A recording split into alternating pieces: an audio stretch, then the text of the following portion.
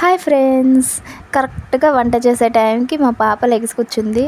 ఇంకా మా పాపను సంకలో వేసుకొని అలాగే వంట చేసేస్తున్నానండి. ఇవేంటియో చెప్పేయండి చూద్దాం. ఊరమిరపకాయలండి.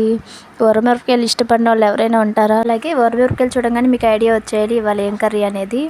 ఇంకేం కర్రీ అండి, పప్పులోకి ఊరమిరపకాయలు నంచుకొని తింటే భలే ఉంటుంది కదండి. అదేంటోనండి, ఎప్పుడు నానబెట్టి వండేదాన్ని పప్పుని ముందుగానే, కానీ ఉడికేది కాదు సరిగ్గా. ఈరోజు అయితే అసలు పప్పు నానబెట్టకుండానే వండేసాను. ఇంత మెత్తగా అయిపోయింది. చక్కగా తినటానికి కూడా బాగుంటుంది కదా ఇలా మెత్తగా ఉంటే. పప్పులుగా ఉంటే ఎప్పుడు మా హస్బెండ్తో ఏదో ఒకటి అనిపించుకుంటూ ఉండేదాన్ని. ఈరోజు అయితే అసలు పప్పు భలే ఉడికింది. అలాగే ఫైనల్గా తాలింపు వేద్దామని చూసేసరికి పచ్చెనగపప్పు సాయిగుళ్ళు అయిపోయినాయండి. సాయిపప్పు సరే కదా అని చెప్పి ఉన్నవాడితోనే ఇలా తాలింపు వేసేసాను. కానీ ఉన్నవాటితో సరిపెట్టి వండడమే కదా మన టాలెంటు.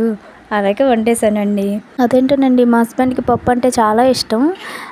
ఈ పప్పులో ఊరమిరపకాయలు ఇలా వేసుకొని తినడం అంటే ఇంకా ఇష్టం.